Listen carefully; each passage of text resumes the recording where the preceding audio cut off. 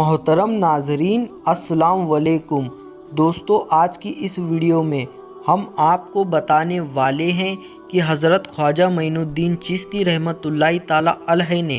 59 سال کی عمر تک کوئی شادی کیوں نہیں کی تھی، اور پھر آپ نے 59 سال کی عمر میں ایک ہندو لڑکی کے ساتھ میں شادی کیوں کی۔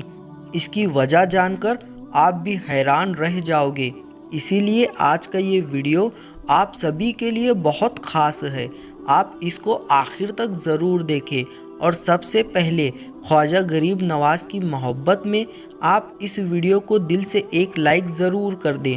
تو چلیے دوستو شروع کرتے ہیں۔ میرے پیارے دوستو، حضرت خواجہ معین الدین چشتی رحمۃ اللہ تعالی علیہ کا بچپن بہت ہی مصیبتوں اور تکلیفوں میں گزرا تھا۔ جوانی علم حاصل کرنے میں اور اللہ کی عبادت کرنے میں گزار دی۔ جب آپ کی عمر مبارک قریب 59 سال کی ہو گئی اور اجمیر شریف میں آپ کا ہمیشہ کے لیے ٹھکانہ بن گیا، اور جب مذہب اسلام کی تبلیغ کا کام اپنے زور و شوروں پر تھا، تو روایت میں آتا ہے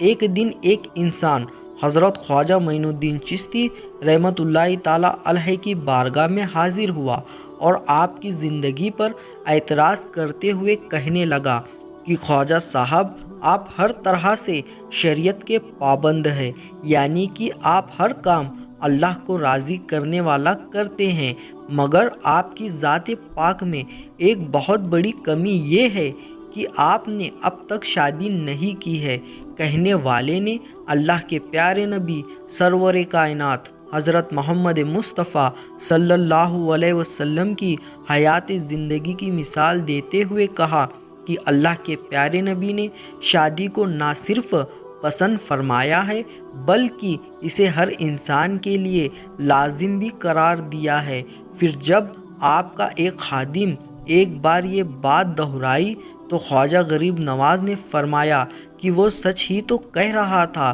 مجھ میں یہ ایک کمی ہے، لیکن اللہ پاک اس بات پر قادر ہے کہ وہ اپنے بندے کی تمام کوتاہیوں کی اصلاح فرما دے۔ پیارے دوستو، اس کے بعد ایک رات خواجہ غریب نواز رحمۃ اللہ تعالی علیہ نے خواب میں دیکھا۔ خواب میں آپ کو اللہ کے آخری پیغمبر امام الانبیاء جناب محمد مصطفیٰ صلی اللہ علیہ وسلم کا دیدار ہوا۔ اللہ کے نبی صلی اللہ علیہ وسلم فرما رہے تھے، اے معین الدین، تم پر لازم ہے کہ ہماری ایک ایک سنتوں کو تم زندہ کرو۔ یہ سن کر حضرت خواجہ غریب نواز کی فوراً ہی آنکھ کھل گئی اور آپ کانپنے لگے۔ یہاں پر اللہ کے پیارے نبی صلی اللہ علیہ وسلم کی طرف سے حضرت خواجہ غریب نواز کو نکاح کرنے کی ہدایت دی گئی تھی، لیکن خواجہ غریب نواز اس خواب کو سمجھ نہیں پائے،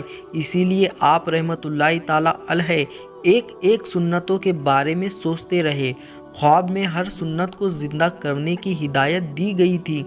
بس یہی بات سوچ کر آپ کئی دنوں تک پریشان رہے، اور آپ نے ایک ایک عمل پر غور و فکر کرتے رہے اور سوچتے رہے کہ آخر وہ کون سی سنت ہے جو مجھ سے چھوٹ رہی ہے۔ پھر ایک دن اچانک حضرت خواجہ غریب نواز رحمۃ اللہ تعالی علیہ کو اپنے غیر شادی شدہ ہونے کا خیال آیا، اور اس طرح سے آپ کے بے چین صحن میں خواب کی تعبیر حاصل ہو گئی۔ دوستو، اس کے بعد ایک بڑا ہی عجیب و غریب واقعہ حضرت خواجہ معین الدین چشتی رحمۃ اللہ تعالی علیہ کے ساتھ میں پیش آیا کہ جس رات حضرت خواجہ غریب نواز رحمۃ اللہ تعالی علیہ نے اللہ کے پیارے نبی صلی اللہ علیہ وسلم کو اپنے خواب میں دیکھا، اسی رات قلعے پتلے کے حاکم بن خطاب نے لشکر کفار پر حملہ بول دیا۔ پھر دونوں کے بیچ میں کافی وقت تک خونی جنگ چلتی رہی۔ سامنے والوں نے بھی بڑی بہادری کے ساتھ میں یہ جنگ لڑی اور جم کر ان کا مقابلہ بھی کیا، لیکن بالآخر بن خطاب کو اس جنگ میں فتح حاصل ہو گئی۔ اس کے بعد وہ ہندو راجا ان کے ہاتھوں قتل ہوا، یا پھر وہ کسی خفیہ راستے سے وہاں سے فرار ہو گیا۔ اتہاس میں اس کا کوئی بھی ثبوت نہیں ملتا ہے، مگر یہ طے شدہ بات ہے کہ اس جنگ میں ہندو راجا کو بہت بری ہار کا سامنا کرنا پڑا تھا، یہاں تک کہ اس جنگ میں ہندو راجا کی ایک جوان لڑکی بھی قید ہو گئی تھی۔ اس کے بعد اس لڑکی کو لے کر مسلمان سپاہی پتلے کے سامنے پیش ہوئے۔ پھر دوسرے دن ملک کتاب اس ہندو لڑکی کو لے کر سلطان الہند یعنی کہ حضرت خواجہ غریب نواز رحمۃ اللہ تعالیٰ علیہ کی خدمت میں حاضر ہوا۔ آپ رحمۃ اللہ تعالیٰ علیہ کے قدم چومے اور پھر کہنے لگا کہ خواجہ صاحب، یہ لڑکی اعلی خاندان سے تعلق رکھنے والی ہے، میری خواہش ہے کہ آپ اس لڑکی کو کنیز کی حیثیت سے قبول فرما لیں۔ ملک خطاب کی یہ بات سن کر حضرت خواجہ غریب نواز نے فرمایا کہ میں کسی کنیز یا خادم کی حاجت نہیں رکھتا ہوں، اور ویسے بھی اللہ والوں کو یہ بات پسند بھی نہیں ہوتی ہے، لیکن ہاں، اگر یہ لڑکی اپنی خوشی سے اور اپنی مرضی سے اسلام قبول کر لیتی ہے تو پھر اپنی فوج کے کسی اعلیٰ عہدے دار کے ساتھ میں اس لڑکی کی شادی کروا دو، لیکن یاد رکھو، اسلام میں زور زبردستی بالکل بھی جائز نہیں ہے، اسے اس کی مرضی پر چھوڑ دو، یہ ایک بے قصور اور مظلوم عورت ہے، اسی لیے یہ جہاں بھی جانا چاہے اسے وہاں پر جانے دو۔ اس کے علاوہ اگر ہندو لوگ بھی دوبارہ سرکشی پر آمادہ ہو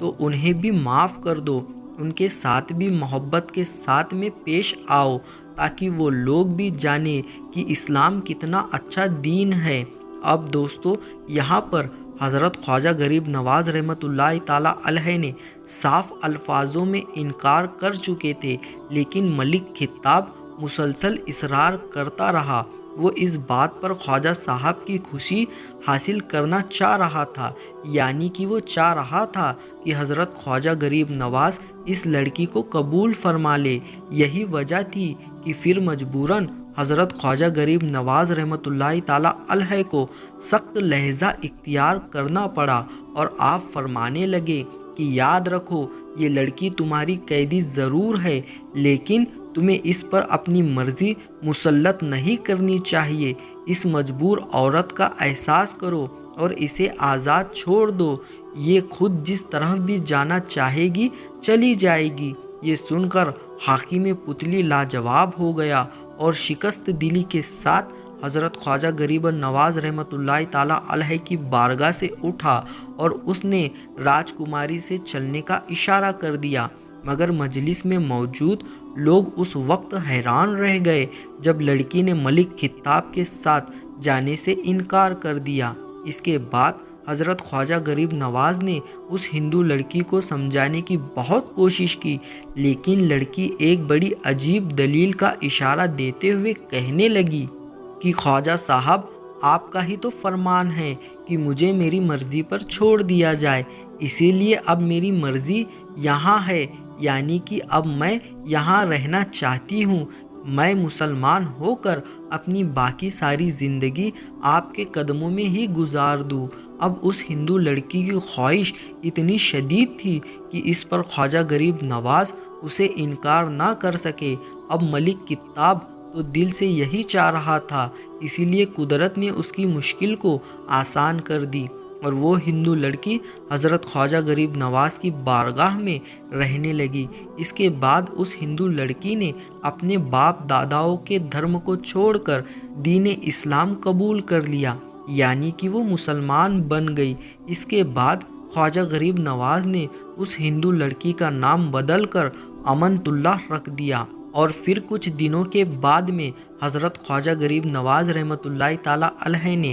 اسی لڑکی کے ساتھ میں نکاح کر لیا، یعنی کہ اس ہندو لڑکی کے ساتھ میں شادی کر لی۔ بی بی امانت اللہ ایک نہایت سیدھی عورت، نیک خاتون تھی۔ آپ کے کردار نے غیر مسلم عورتوں کو بہت ہی زیادہ متاثر کیا۔ بی بی امانت اللہ کے بدن سے حضرت خواجہ غریب نواز رحمۃ اللہ تعالیٰ علیہ